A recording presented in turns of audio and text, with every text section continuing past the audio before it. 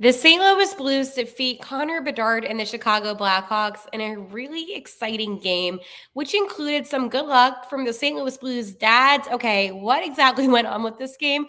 Well, I'm going to tell you all coming up here on Locked On Blues. You're Locked On Blues, your daily podcast on the St. Louis Blues. Part of the Locked On Podcast Network, your team every day.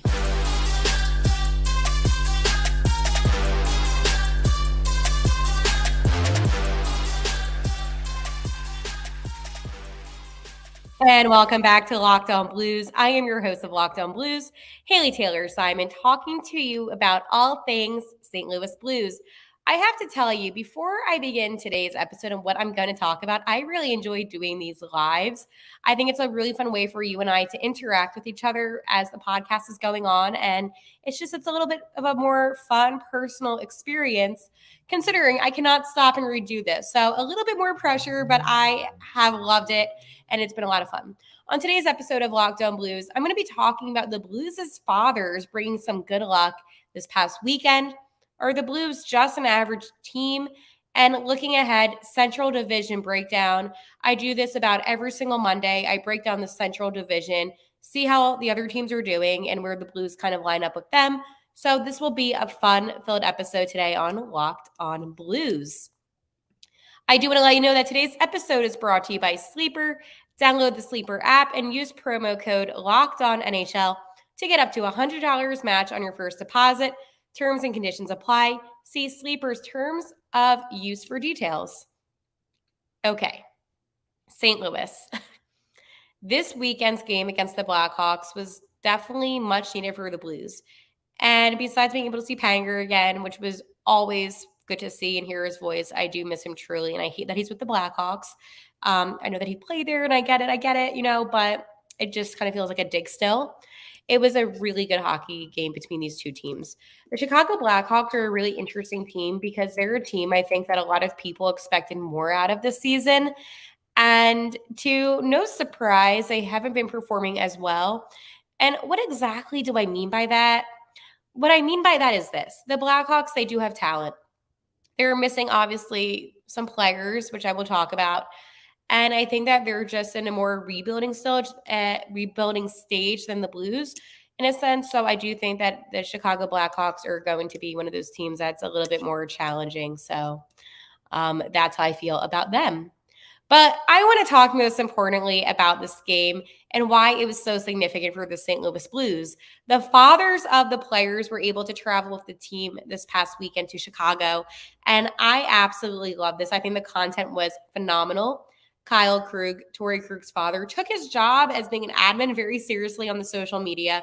But most importantly, I think having their fathers there, you saw videos of them playing soccer together, warming up, and getting on the plane together.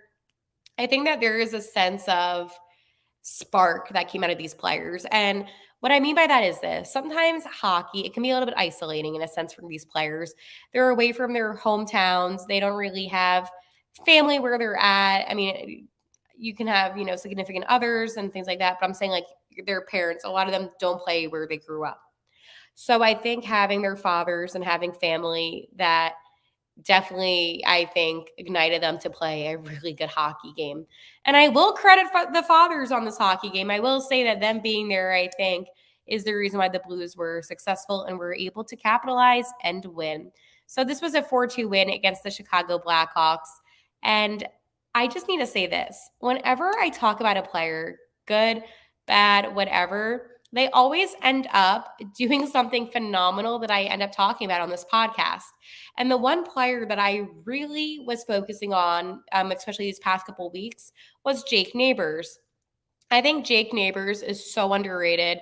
I think that he is a player that people really don't look at as often as they should because they focus on some of the other guys. But Jake Neighbors proved this weekend why he is somebody that you shouldn't be, overlooking. And he scored 2 goals in this game.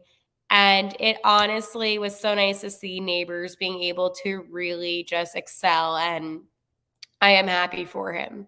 So in the first period, about 3 minutes in, Jake Neighbors scores his 6th goal of the season, giving the Blues a 1-0 lead over Chicago, and he was assisted by Pavel Buchnevich and Torrey Krug.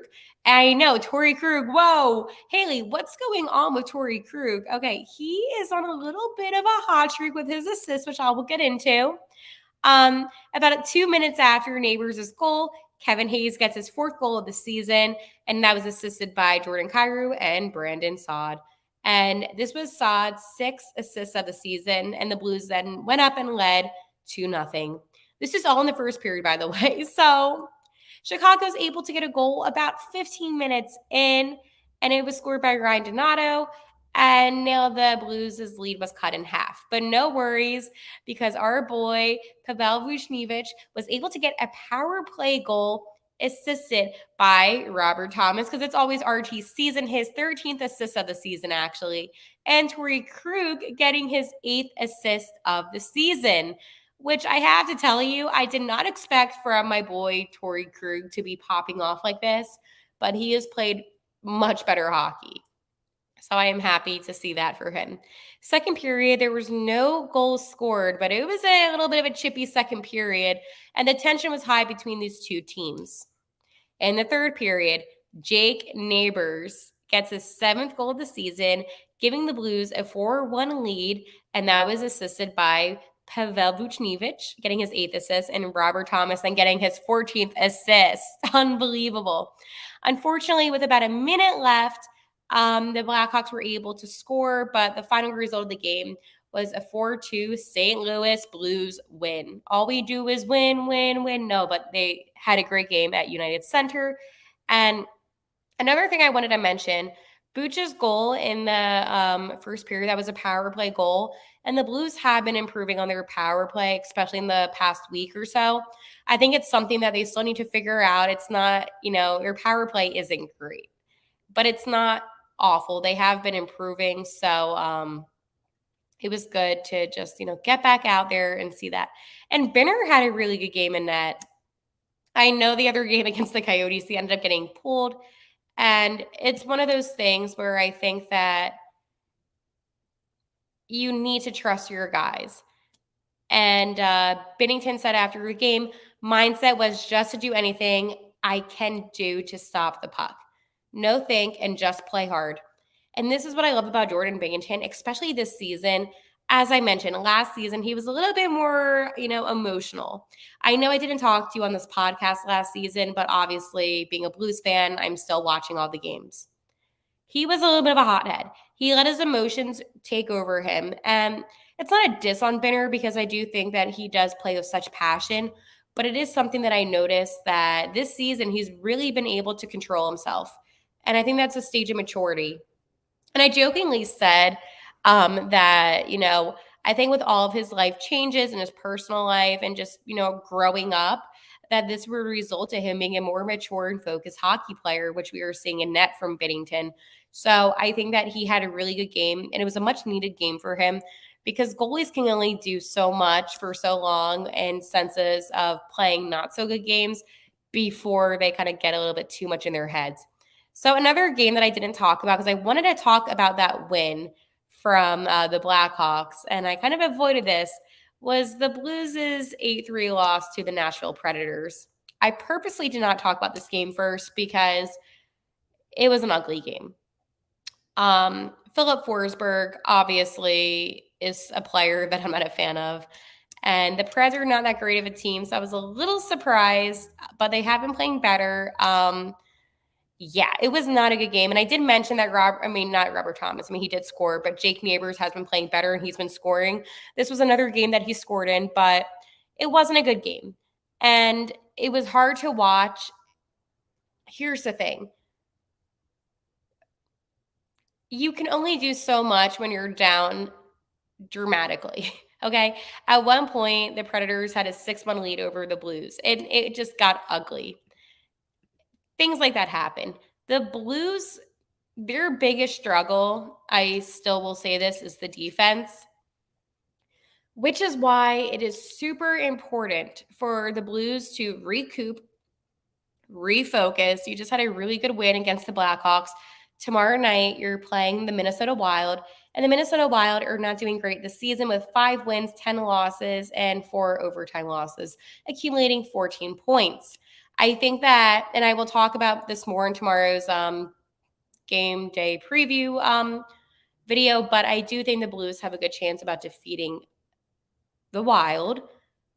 But I don't like, and this is my one critique, I don't like these games going as high scoring as they are. Obviously, for the Blues, I don't mind if they win, especially when they defeated the Lightning 5-0, right? But then you lost to the Sharks 5-1, you lost to the Kings 5-1, you lost to the Predators 8-3. That is where I get concerned because, yes, losing's going to happen. It's bound to happen. That is literally something that's bound to happen in the National Hockey League. It's just the sense of how they're losing, which is concerning me. Before I move on, Cena says on the YouTube chat, Haley, thank you for all of your hard work. And I want to thank you because I love talking to you about the St. Louis Blues. This is my team. I get to talk about the Blues every day, so obviously I'm happy. You know what else makes me happy? I said happy. Passion, drive, and patience. What brings home the winning trophy is also what keeps your ride or die alive. eBay Motors has everything you need to maintain your vehicle and level it up to peak performance, from superchargers, roof racks, exhaust kits, LED headlights, and more. Whether you're into speed, power, or style, eBay Motors has got you covered. With over 122 million parts for your number one ride or die, you'll always find exactly what you're looking for. And with eBay Guaranteed Fit, your part is guaranteed to fit your ride every time or your money back. Because with eBay Motors, you're burning rubber, not cash. With all the parts you need at the prices you want, it's easy to turn your car into the MVP and bring home that win.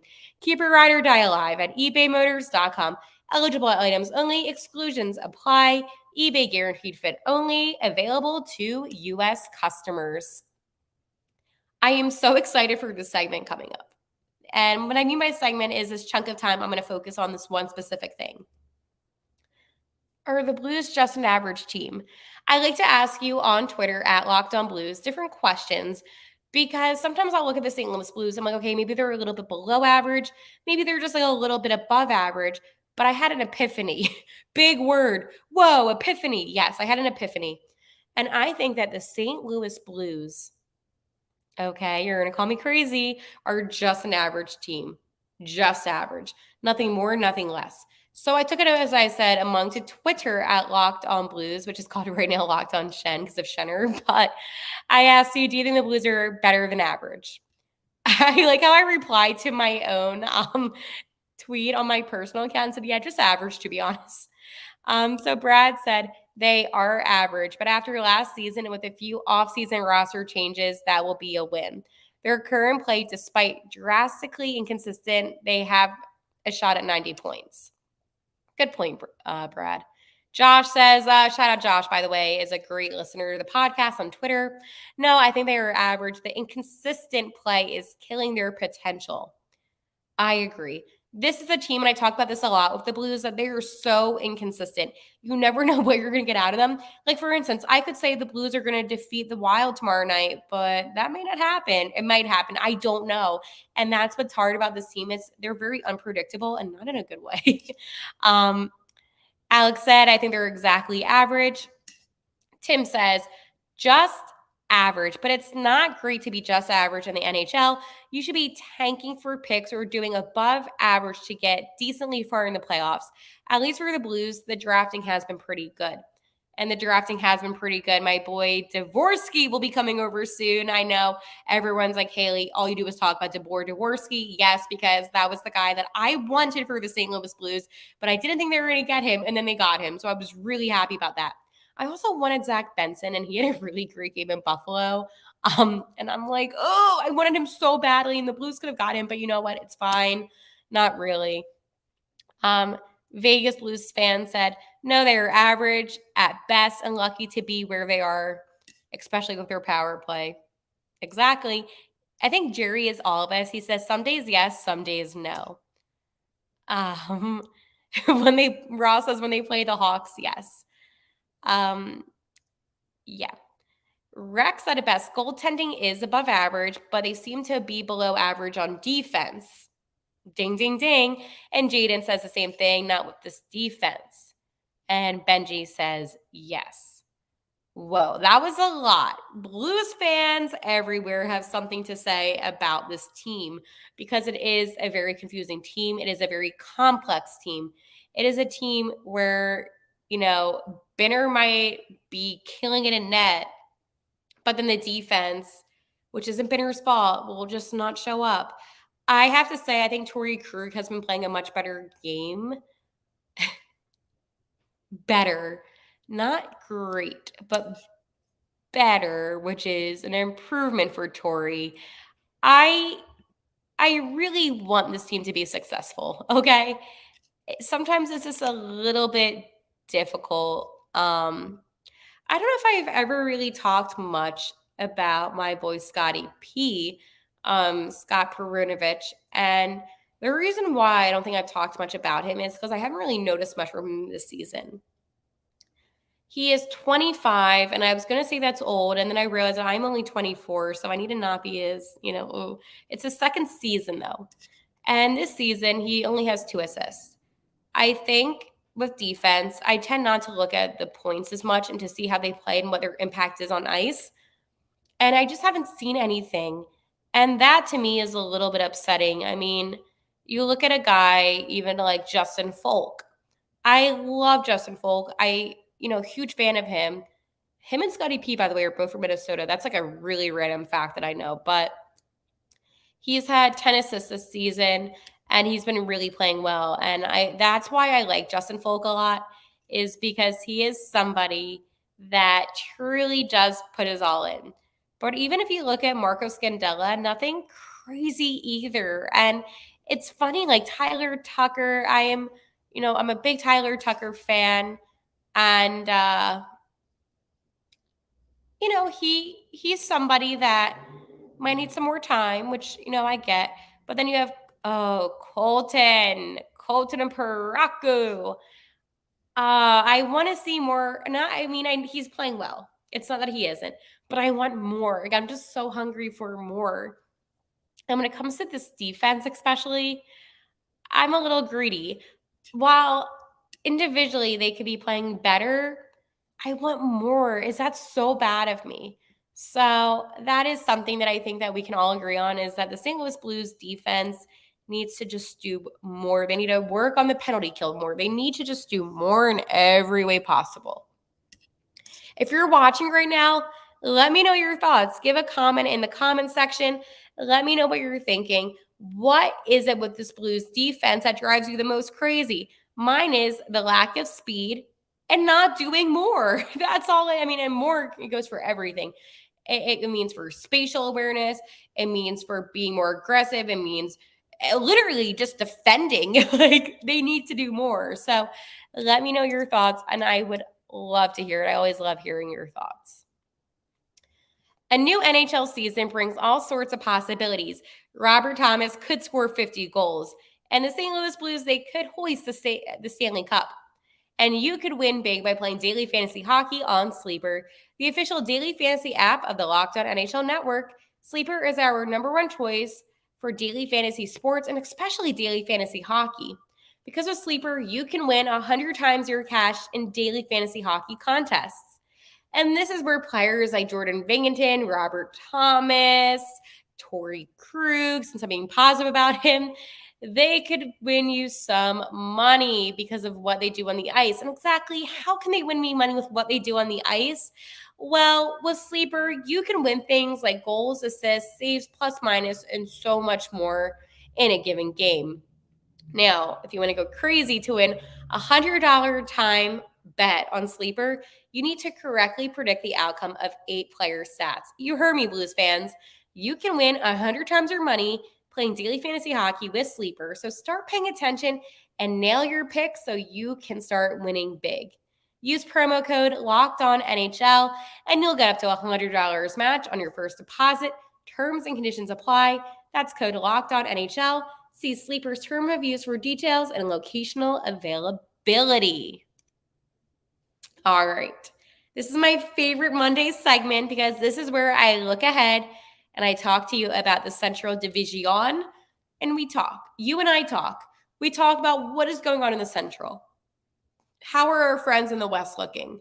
Because sometimes I do this too. I'm so focused on the Blues, and I'm like, okay, wait, what else is going on in hockey land? So this is a little fun segment that I like to call Looking Ahead in the Central. Okay, here we go.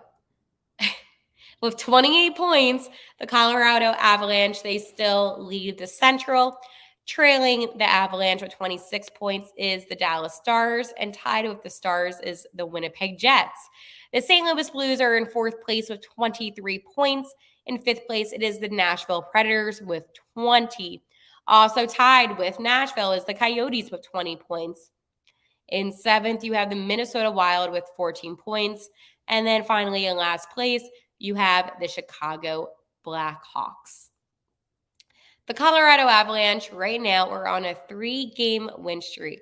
But don't let that fool you, because the Nashville Predators are on a 5-game win streak. Now, the Minnesota Wild, on the other hand, are a little in the struggle bus with being on a 7-game losing streak as they prepare to take on the St. Louis Blues tomorrow night. The St. Louis Blues, right now, they are right in the middle, okay? They definitely have some opportunity to move up, but I like where they're at right now. I'm a little bit surprised that they're where they're at, considering all things. But the Blues, they have a really good chance of excelling. Now, you thought 28 points was a lot for the Colorado Avalanche. Wait until you hear about the Pacific Division. And again, I like to talk about our friends in the West, since there is a good chance that we might have to play some of these teams come playoff time, if we make it. The Vegas Golden Knights have 30 points. Trailing the Golden Knights in second place is the Los Angeles Kings with 29 points. The Vancouver Canucks also have 29 points. The Seattle Kraken, on the other hand, in fourth place in the Pacific, significantly lower with 21 points. Following the Kraken, the Calgary Flames have 19 points. The Anaheim Duck with 18 points. The Edmonton Oilers with 15. And look at that, the San Jose Sharks with 10 points. Oh, the San Jose Sharks. They actually just won the other night, defeating the Canucks 4-3. So, Blues fans, let's not feel so bad about our loss to them. It happens. It happens. Moving on to the Eastern Conference, just to let you know what's going on in the NHL world. The Boston Bruins, they have 31 points and have only lost 3 games. The Florida Panthers, and this is in the Atlantic, the Florida Panthers have 25 points. Detroit has 25 points. And the Tampa Bay Lightning, they also have, guess what, 25 points. The Toronto Maple Leafs with 23 points, and they're in fifth place. The Buffalo Sabres with 20. The Montreal Canadiens with 20. And the Ottawa Senators with 16. Last place in the Atlantic. In the Metropolitan, the New York Rangers have 31 points. The Carolina Hurricanes trailing significantly with 24 points to New York's 31. The Philadelphia Flyers have 23 points. The Washington Capitals have 22. The New York Islanders also have 22. The Pittsburgh Penguins have 20, and we beat them. The New Jersey Devils have 19, and the Columbus Blue Jackets only have 16 points.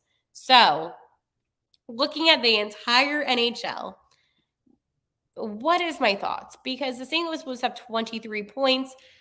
I'm not upset about it. I'm not. When you compare the NHL, they're actually in a fine position. So I'm not too worried. I think that they're right in the middle, just kind of how I predicted. And especially with them playing the Wild tomorrow night, that's another opportunity for 2 points.